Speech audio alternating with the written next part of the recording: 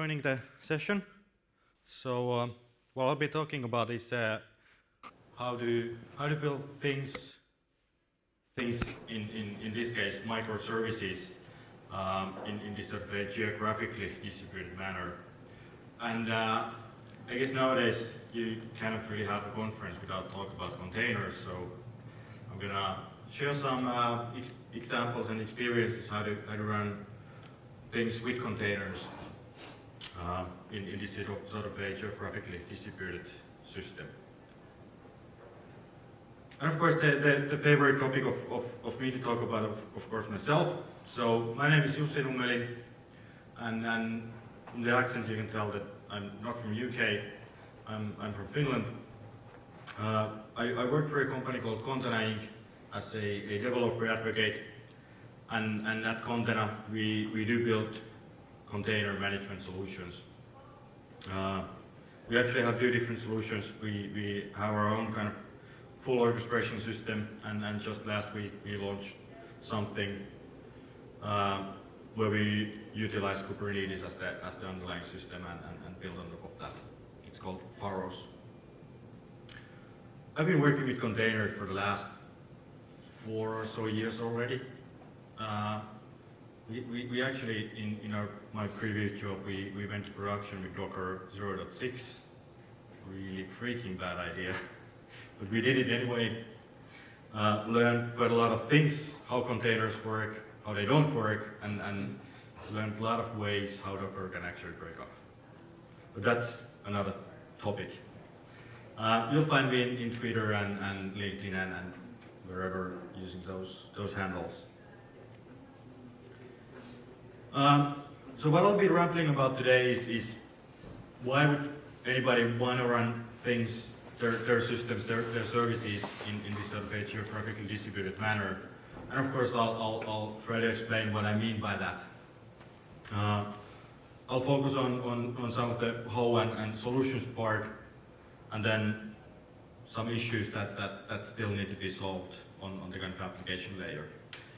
So what I'll be focusing today is mainly on the kind of platform level things, and not that much on the application level issues and solutions. And what I mean by platform is the thing on top of which you deploy your applications on. Well, of course there's going to be a demo. So let's pray for the demo gods, and especially the network, that it really works.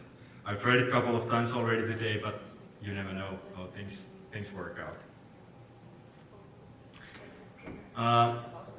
So what I mean by geographical distribution, so whenever I use these sort of terms in my presentations, I try to kind of find the official statement, what it means, the official definition of the term.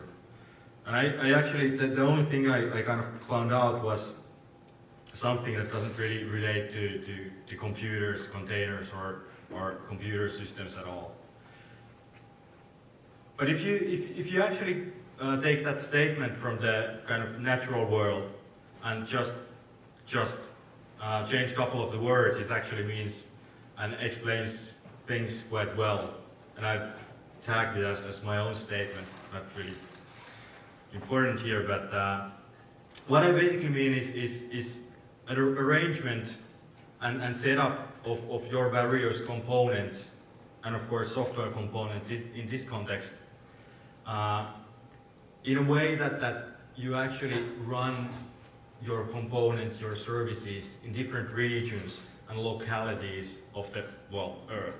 We're still, at least most of us are still running their systems on Earth, but there are of course NASA people who run things on Mars even nowadays. So, but I think we can, in this room, we can safely say that we are still running things on Earth.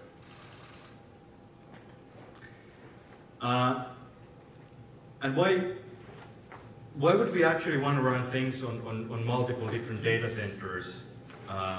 And by data center here, I basically mean places where you actually have wide range, like 20, 40, 50 kilometers between two different kind of computers, warehouses. Of course, they could be in this sort of a modern cloud era, they could be different cloud providers, they could be different zones, they could be different regions, or whatever your cloud provider, whatever term they use for this.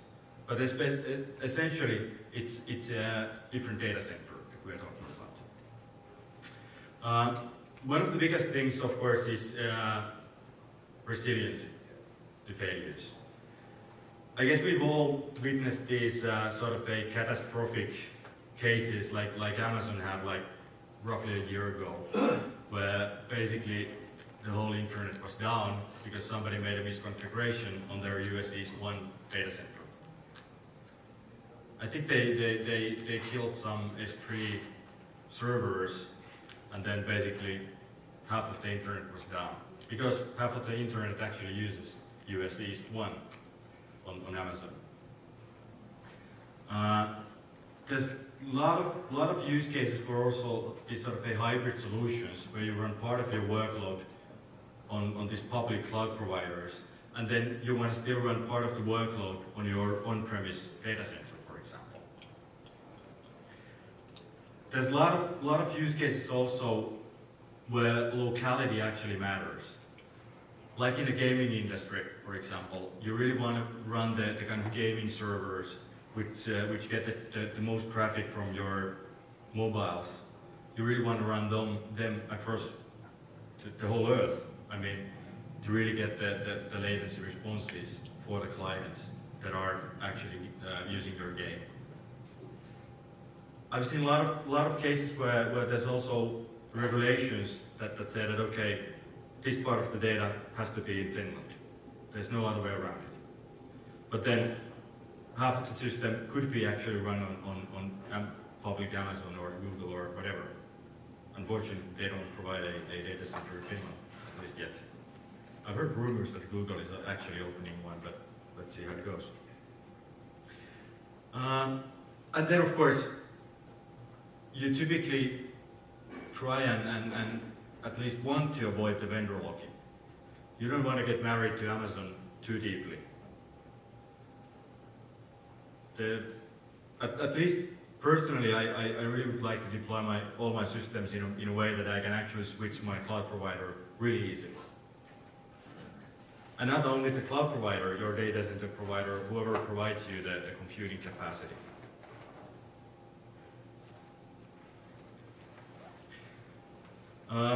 Some of the challenges in this sort of a setup, well, first and foremost, the most difficult problem is orchestrating your application deployments. There's a lot of differences in different infrastructure providers, like different cloud providers, different on-site data center providers. And those sort of problems typically are solved in the kind of configuration management layer, like with tools like Ansible, Chef, Puppet, and those sort of things. What I've seen in the past and what I've done in the past also is when having to solve those sort of issues in configuration management, you actually end up creating a lot of maintenance burden yourself, or for yourself. In one of the cases, I think we ended up having like 10,000 lines of Ansible for a pretty simple application. And that's really like, I have to maintain 10,000 lines of Ansible, and all that maintenance effort is away from my application development. One of the biggest things is also on the networking side. So how do you ensure proper networking setup for your applications that span across different cloud providers, across different data centers? And of course, security. How do you enable secure connectivity between your microservices, between your applications, when the traffic actually can hop from Amazon to Google or from Amazon to private data center or whatever your setup is?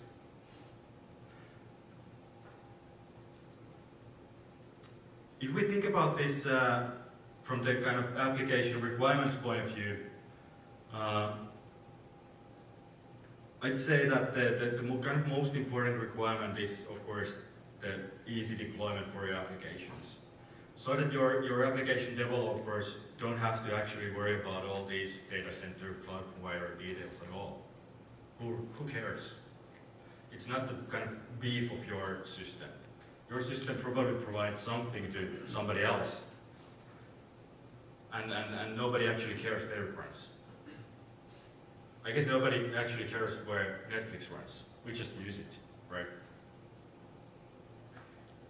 And then of course, from the kind of platform point of view, one of the biggest things is the network level abstraction.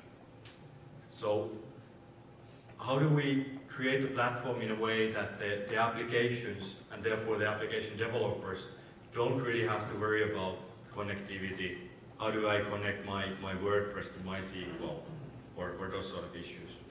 And how do you do the connection in a secure way? In the past, I had to work in a kind of government project in Finland where there was a strict requirement that all the connections had to be encrypted. We didn't have containers and these sort of fancy new platforms in use at that time. So we ended up creating a lot of VPN point-to-point connections and TLS tunneling and whatnot. And oh boy, the day when the first TLS certificate went out. That was fun day. Work, well, fun. So basically what I mean is that all the networking, all the security on the networking layer should be really taken care of by the platform, whatever that is, and not to be seen by the applications. So yeah, we really could do VPNs and those sort of things. We of course can still do the kind of deployment orchestration ourselves using Chefs, Ansibles, whatnot. We could utilize containers, which I'm of course kind of going to talk about in a while more. And then there might be also kind of a ready-made platforms that tackle most of these issues for you.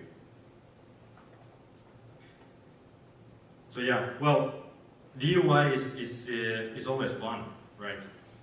Otherwise, I wouldn't be working on in this industry at all. It's fun to build things, but in the end, you might actually build this sort of a thing, whatever that thing is. I'm not really sure whether it's really supposed to fly or run in a road or whatnot. But you basically you end up actually maintaining things that you shouldn't be maintaining yourself. So yeah, let's talk about containers. Containers for a while. So I'm kind of a religious user of containers, almost. So for me, containers is a really nice tool to abstract many things away from the application deployment and from the application point of view. Of course, one of the things what you get with containers is kind of efficient use of resources. With containers, I can easily run many different applications on the same infrastructure. Because the containers isolate things, container image really brings everything that the application needs with it. So I don't have to worry about, okay, this application needs this and those libraries, these versions of those, and those sort of things. What you get also with containers, and especially now when there's standards behind the container image, these OCI standards, you really get good application portability. I can build my application container image on my Mac, and I can push it to run on Amazon, and it just works. Basically, your only application requirement is to have a container runtime, Docker for example, on the host where you want to run your application. And it really works. It's like the kind of like the Java world, like 10, almost 15 years ago, when the kind of mantra was that build once, run anywhere. You're right. Everybody working for Java a long time knows that it's more like build once, debug everywhere. But in my experience with containers, we really are getting close to 100% portability. I haven't seen many cases where you actually fail to run a container in some other environment. So you really get this environment parity also. So your testing, staging, production environments are exactly the same. Because you don't have, the kind of only thing you have on your servers is your container engine. You don't have anything else running there, besides, of course, the applications that you're building. And yeah, as mentioned, easy deployability. I'm not sure if deployability is really a word or not, but let's use it as a word. That's one of the biggest things for me in containers. I don't have to care about the infrastructure details at all. I just run my containers. And basically, the simplified deployment process is always Docker pull, Docker run, and everything works.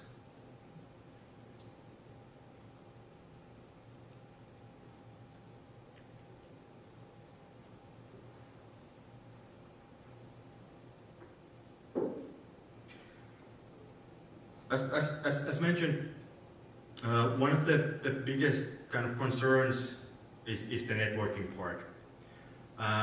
With containers, a lot of people are already using, or at least starting to use, overlay networks also with containers, which really abstract a lot of the networking things away from you, or well, almost all of the networking things away from the applications. What I mean by overlay network it's really a computer network that's built on top of some other network. And another network could be physical network, it could be kind of virtual network, like what you get, from example, from Amazon, these VPCs and whatnot. But it's a dedicated network, in this case for your containers, to operate in. What it means in practice, I'm going to use Container as an example with a networking from Weave. But of course you could build the exact same or similar setup with some other tools also. You could use Docker Swarm, you could use Rancher, you could use Kubernetes. For the networking part, you could use Calico, Canal, Flannel. There's a bunch of different options. Most of them work in a similar way, at least from the container point of view and from the application point of view. And of course, if you're working in and using Kubernetes, check out our new Pharos thingy. So basically, the overlay network is created so that it can span these different data centers, and you just kind of connect your containers to this special network, and everything just works magically.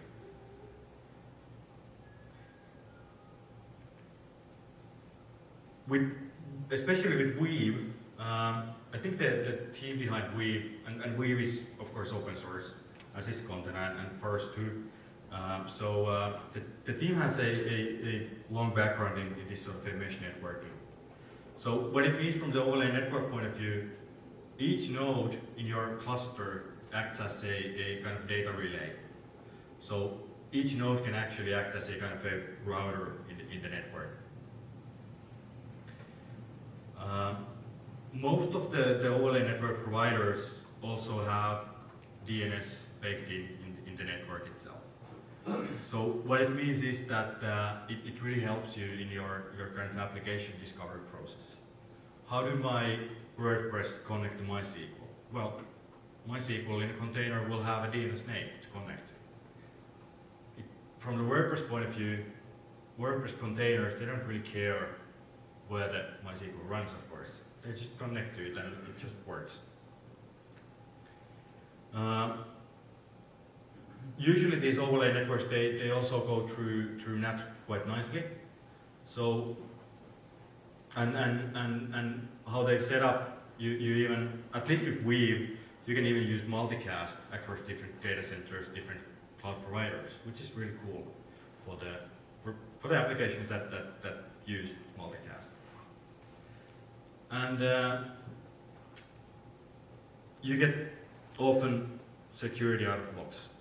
So all the data encryption, everything happens on the network layer, without the applications knowing, seeing, understanding about it at all, which is really, really cool. And would have solved a lot of pain points which we had in the project I mentioned previously.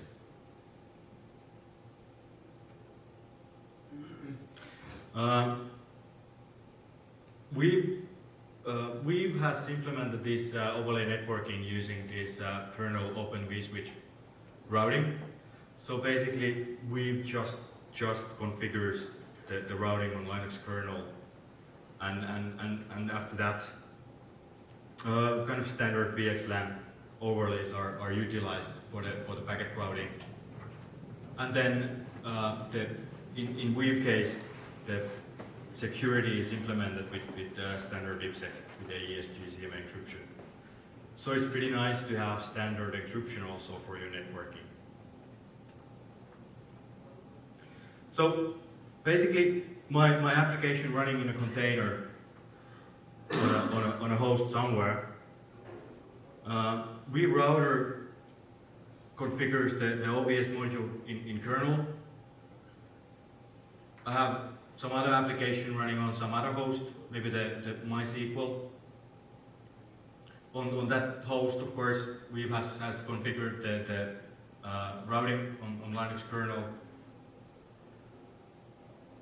And when my application wants to talk to another application running on some other host, basically the OBS module intercepts the traffic, puts it on the actual network towards the other host, where the same module picks up the traffic, kind of deciphers it if there's IPsec in picture, and then does the VXLAN header transformations, and then routes the traffic to my MySQL in this example. So really, my applications don't really understand anything about these overlays. They don't understand anything about Linux kernel things. I wouldn't understand how to use and configure Linux kernel routing. And especially, they don't understand anything about encryptions or things like that.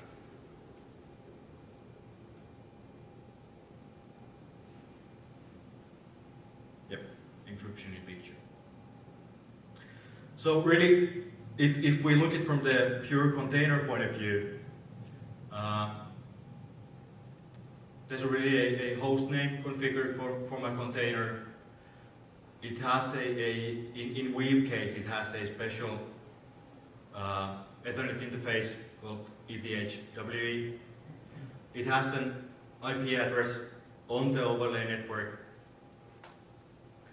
And then there's on the overlay network there's a DNS, so some other application might or will have a DNS address also, and we can just ping easily with a host name some other container in my environment, in my cluster.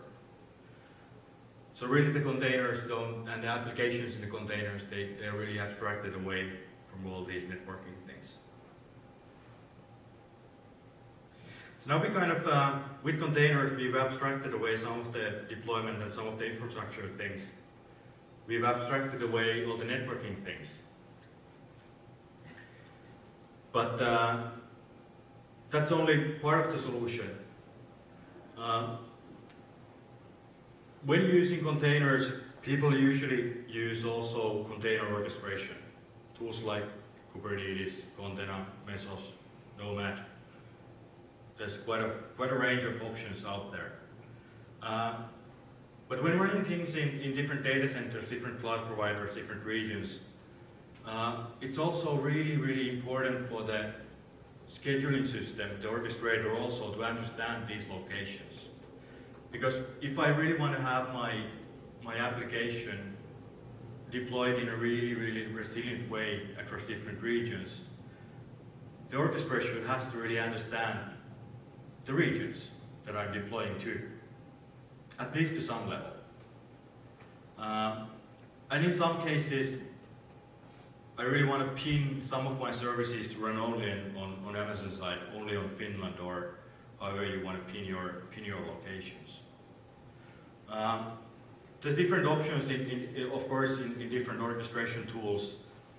In Docker Swarm, I think the option is called placement preference. I think if somebody knows Swarm better than me, they probably know the option by heart. And then also on Kubernetes, you do it by utilizing these special labels for your worker nodes, these failure domain zones, and then Kubernetes. I understood that it does it by default, this selector spread priority scheduling, where it actually looks on the nodes and on the labels that, okay, this worker is on region A and this is on region B, so I have to deploy the application so that it's running on both regions.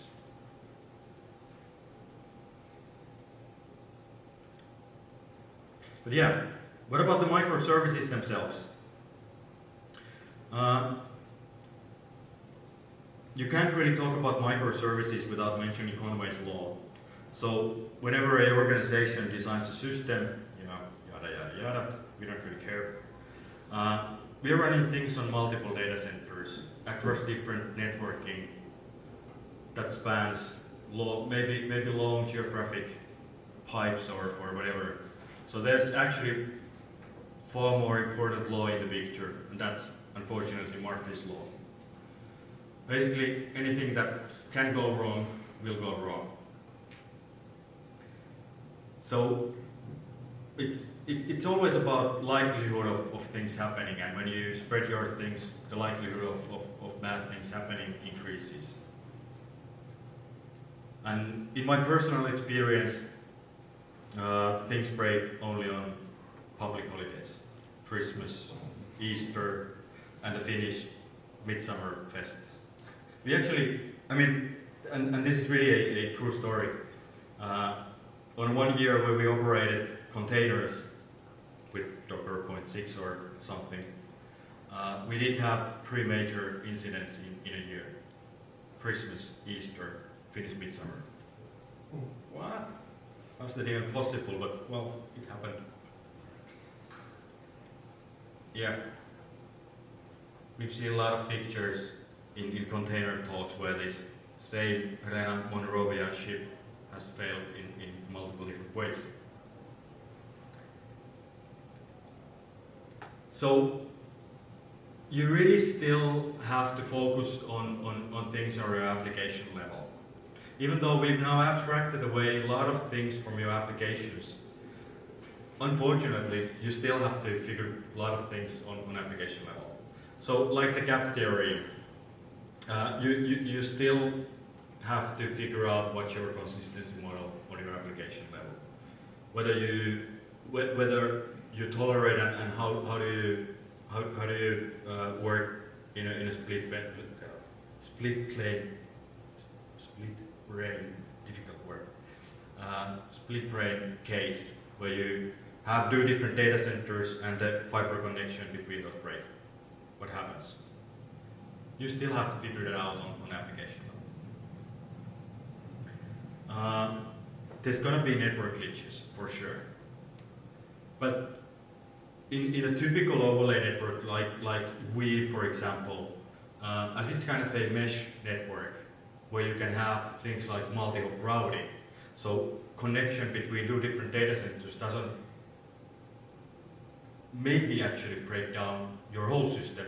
If you have 3rd data center in the picture, then the traffic just goes through another hop in the network, which of course will mean latency issues. So you really have to test your application for this sort of failure cases.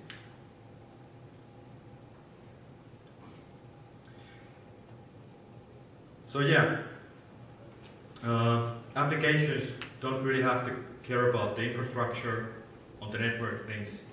So it's really all about abstractions, like most of the things in software industry. It's all about abstractions. Build abstractions so that you make your developers, make your applications lives a lot easier. On the application level, some of the kind of good principles or patterns that should really be used in this sort of a deployment setups. This newish kind of term, this service mesh, where you have these kind of intelligent service proxies running in your systems. Things like Istio, Envoy, there's a bunch of other solutions also. So it's basically a proxy that typically runs as a kind of a sidekick for your application. So whenever your application wants to connect some other application, some other microservice, the traffic goes through this intelligent proxy. And the proxy is able to figure out the state of different connections, latencies for your services and those sort of things, and do the routing intelligently for your application. Those typically also work as a kind of circuit breakers. So whenever there's a network connection issue, it kind of protects your service, your application, so it behaves in a predictable way. One of the things that we've learned also is not to cache the DNS results, because things change, and they really change quickly when you're running things with containers. So whenever you deploy new versions of your containers, typically the IP addresses will change for your containers and those sort of things. And unfortunately, there's still a lot of applications that resolve DNS when they start up, and after that they use the same IPs forever. And if there's a connection break, they don't resolve the DNS at all. They just use the same IPs, which were already gone with the old containers. And yeah, you really have to figure out your consistency model. So, and of course, for some of the systems that are using really strong consistent models, this sort of a geographical distribution might not actually even work at all. So it's not really a kind of a silver bullet that works for all cases. And of course, do some chaos engineering practices. Break things up. Otherwise you don't know how to fix them. And one really kind of easy way that we found out to use some sort of a kind of chaos engineering principles, we utilize CoreOS quite a lot in our setups. Anybody using CoreOS? No? Okay. So CoreOS is really a kind of a OS, Linux of course, built to run containers. So you don't have basically anything running there unless it's a container. So basically the whole point for the operating system is to boot up Docker or something else to run your containers. And they really have this cool, nice automatic update feature. So on the background, the OS downloads updates and everything, and then it boots up and switches partitions on the hard drive to boot up a new version of the whole OS. So what we've done is we run few of these alpha versions in our clusters. And of course, alpha versions, they update more regularly. And by having those, we have kind of automatic chaos monkey in our system. Because they boot up quite often, they break up sometimes because it's alpha stuff.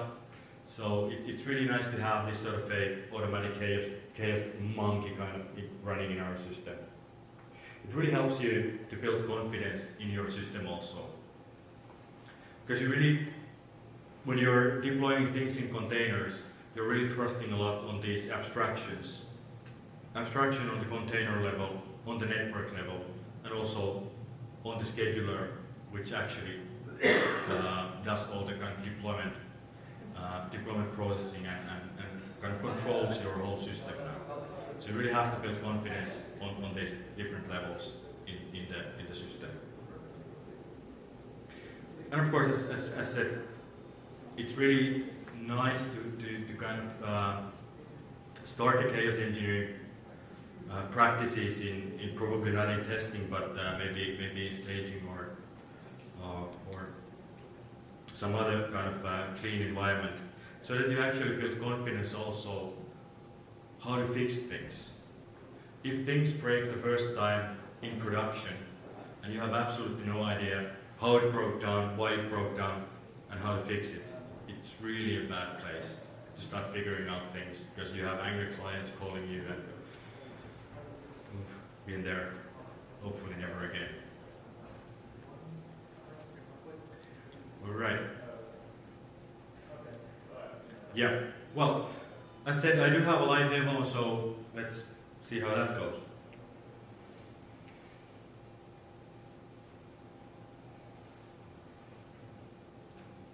Yep. Network still working.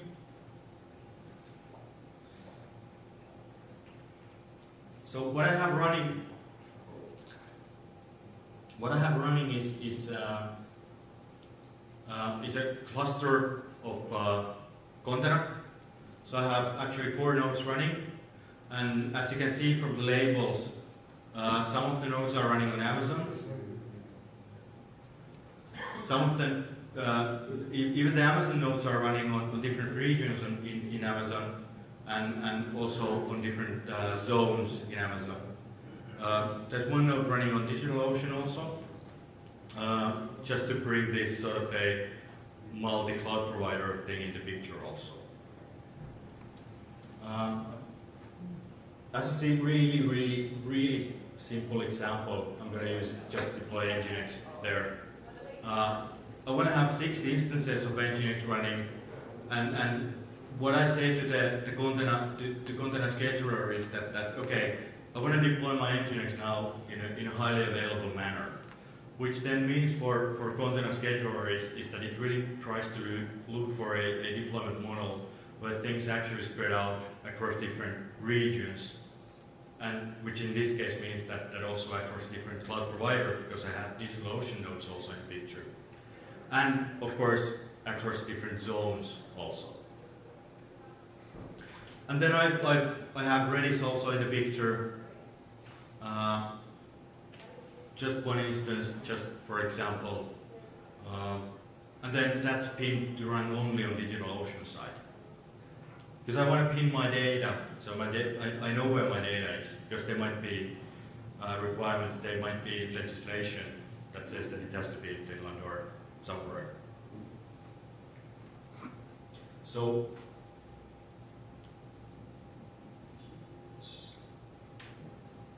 yep. So just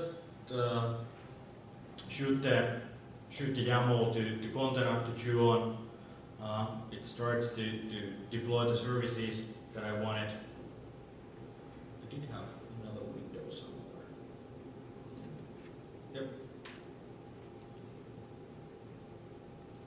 So now monitoring the actual deployment, we see that it started automatically to distribute my services now across different cloud providers and everything. And looking at the node labels and the kind of locations of the nodes, it really did kind of optimal deployment for me automatically. Of course, I could have done it myself. I have 6 Nginx containers, so it's a no-brainer how to do it. But when you have like tens, maybe hundreds of applications that you are deploying, hundreds and maybe thousands of containers, it's really not doable without an orchestration system. Things like Kubernetes or Nomad or whatever you want to use, they really help you in a way.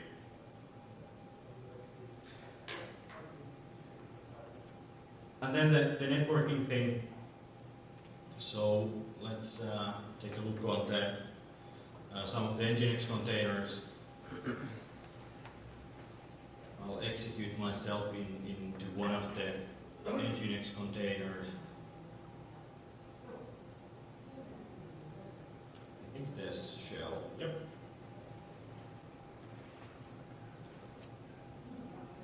So there's really a special interface created for me in my container that's bound now to the overlay network. And remember, I had Redis on the same stack with the Nginx service.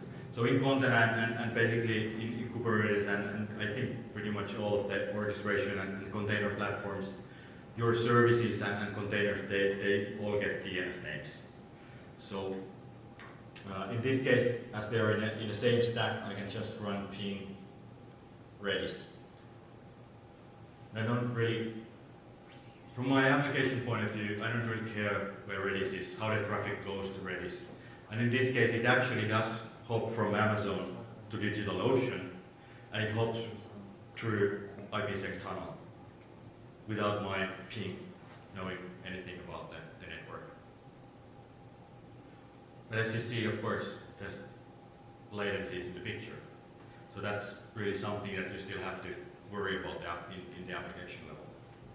Unfortunately, none of the technologies can really avoid it. And in some of the cases, there's actually physical laws, like the speed of light, that would put boundaries on the latencies. So that's something that we really don't know how to solve yet. And by we, I mean humankind. So that's just a quick demo how easy things can be using containers and those sort of things.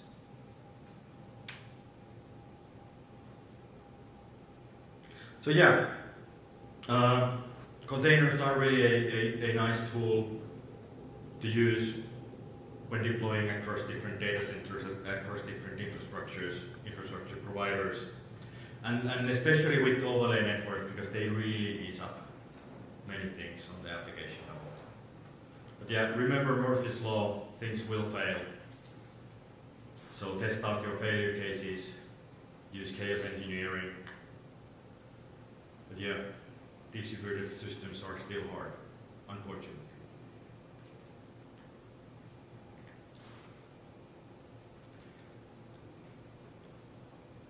Any questions, comments, insults? We can take pretty much anything.